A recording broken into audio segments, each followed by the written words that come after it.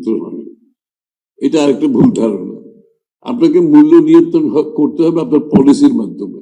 আমাদের cost of doing বিজনেসে, is of doing বিজনেসে বাংলাদেশ একেবারে তলানিতে বিশ্বে। ওই মানদণ্ডে আমরা একদম তলানিতে।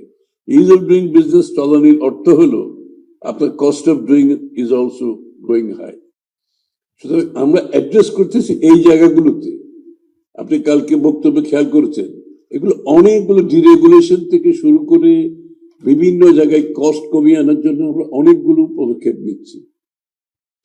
এই পদক্ষেপগুলো যদি বাস্তবায়ন করতে পারি, আমাদের ইন্টারনালি কস্ট অফ ডুইং বিজনেসটা যদি আমরা কমাই আনতে পারি, এটার একটা ইম্প্যাক্ট ইনফ্লেশনের উপর আগামী দিনে হবে। সাপ্লাই চেইন এনশিওর করতে হবে, এবং সাপ্লাই চেইন একেবারে অরিজিন থেকে আমার ডেস্টিনেশন পর্যন্ত গ্লোবাল যে প্রাইসিংটা, এগুলো আমাদেরকে ক্লোজ মনিটরিং করতে হবে। এবং এখানে আমরা অ্যাডহক বেসিসে কেনাকাটা না করে আমাদের একটা লং টার্ম প্রকিউরমেন্ট প্রোগ্রাম থাকতে হবে। ফর এক্সাম্পল, আমাদের জ্বালানি সিকিউরিটির জন্য আমাদের কমপক্ষে 3 মাসের জ্বালানি আমাদের নিয়ন্ত্রণে থাকতে হবে, আমাদের রিজার্ভে থাকতে হবে। আমাদের ফুড সিকিউরিটির জন্য আমাদের কমপক্ষে এরকম একটা সময় থাকতে হবে।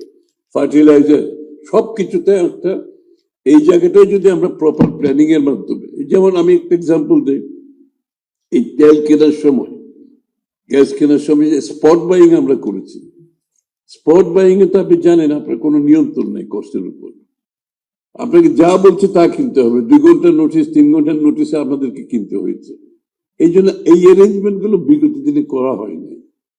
আমরা একটা লং টার্ম গ্যাসের উপরে, তেলের উপরে, ফুড সিকিউরিটির উপরে আমরা সাইলোজ, গোডাউন এগুলোর মাধ্যমে একটা বাফার স্টক সবসময় রাখতে পারলে আমাদের কস্ট অনেক কমে যাবে। পোর্টে যদি আমরা এফিসিয়েন্সি বাড়াই, ট্রান্সপারেন্সি আনি, কস্ট আপনার দুর্নীতিটা কমাতে পারি, পোর্টে কস্ট কমে যাবে।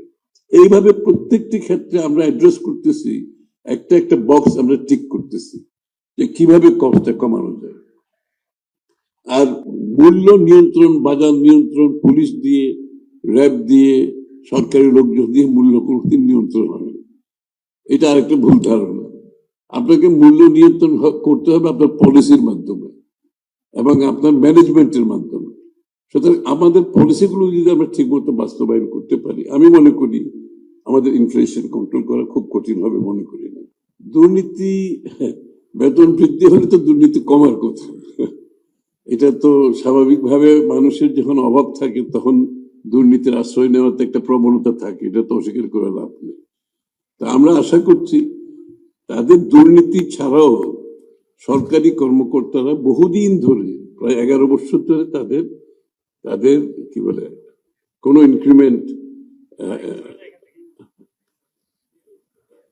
পে স্কেল গত 11 বছর বোধ হয়, তাই না? এরকম কিছু হবে, 11 বছর ধরে পে স্কেল হয় নাই। কিন্তু এদিকে তো ইনফ্লেশন, মূল্যস্ফীতি, কস্ট অফ লিভিং তো বেড়েছে, তাহলে সেই জায়গাটা তো আমাদেরকে অ্যাড্রেস করতেই হবে, তাই না?